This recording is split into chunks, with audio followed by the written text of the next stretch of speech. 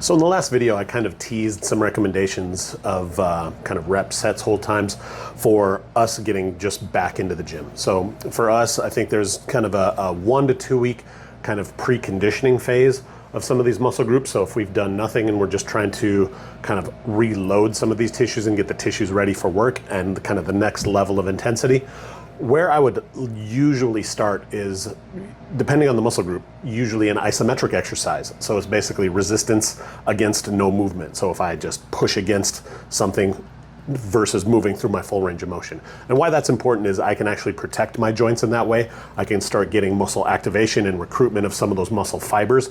So as we look at kind of strength and conditioning, the first 6 weeks of exercise truly is recruitment of muscle fibers that are already there. They may just be dormant. So we're actually creating more activation or kind of innervation to increase the number of motor units being recruited so I can activate more of that muscle group. So right now you may kind of feel a muscle tense and it just doesn't have that kind of normal hardness that you feel like when you've actually been exercising for a while. Doesn't mean that that muscle has grown, it actually just means that more of that muscle group is being recruited. So the safest way to do that is an isometric exercise. And the reps and hold times for the beginnings of some isometrics are 10-second holds. So if I'm pulling back and trying to work on postural muscles and make sure I have a solid, stable base, just pulling those elbows back into a wall, 10-second holds would be my start.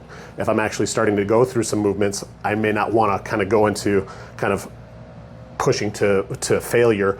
I'm looking at 3 sets of 10 on a very, very low load, possibly that body weight exercise that we started. So if I'm doing this, if I'm rating kind of the intensity of this, a range of easy, medium, or hard, I'm working between that medium to hard range. I'm not working to failure, meaning that last 3 is like, oh, I'm really struggling to get through that rep. I should be able to kind of maintain my technique, maintain my form, feel like there's some challenge, but it's not overload.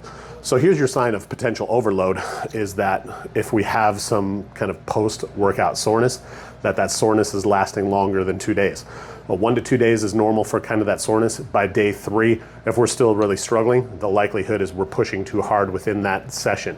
It's more important that I'm able to push at my next session than really struggle and have to still be working on recovery in those next workouts, because I may not be able to push as hard. I would want to see slow incremental gains versus these kind of peaks and valleys that you might see by really pushing too hard.